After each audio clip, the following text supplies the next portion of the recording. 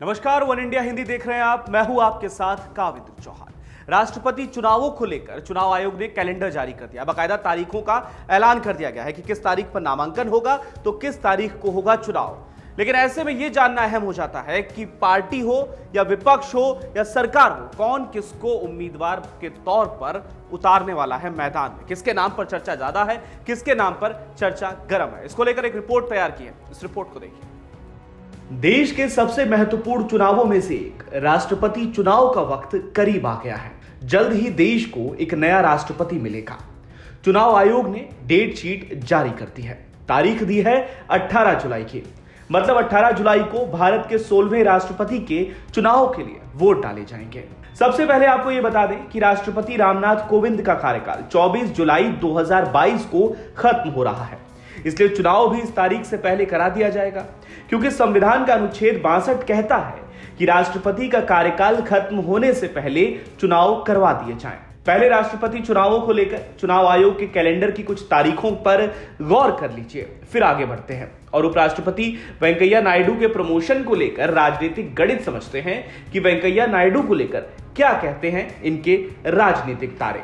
तो तारीखों की बात करें तो चुनाव आयोग के कैलेंडर के मुताबिक राष्ट्रपति चुनाव की आधिकारिक अधिसूचना निकाली जाएगी 15 जून को। इस दिन से चुनाव के लिए नामांकन भरा जाएगा। 29 जून को नामांकन दाखिल करने की अंतिम तारीख होगी। 30 जून को नामांकनों की जांच होगी। 2 जुलाई तक नामांकन वापस लिए जा सकेंगे। 18 जुलाई को वोटिंग होगी।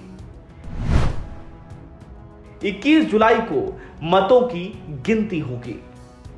चलिए तो राष्ट्रपति चुनाव के दावेदारों की लिस्ट पर वापस आते हैं। चुनाव के लिए सरकार विपक्ष दोनों ही अपने उम्मीदवार उतार रहे हैं, लेकिन तराजू में पलड़ा सरकार का ज्यादा भारी है। तो ऐसे में इस पलड़े पर सवार उम्मीदवारी आशंकाओं पर चर्चा करते हैं।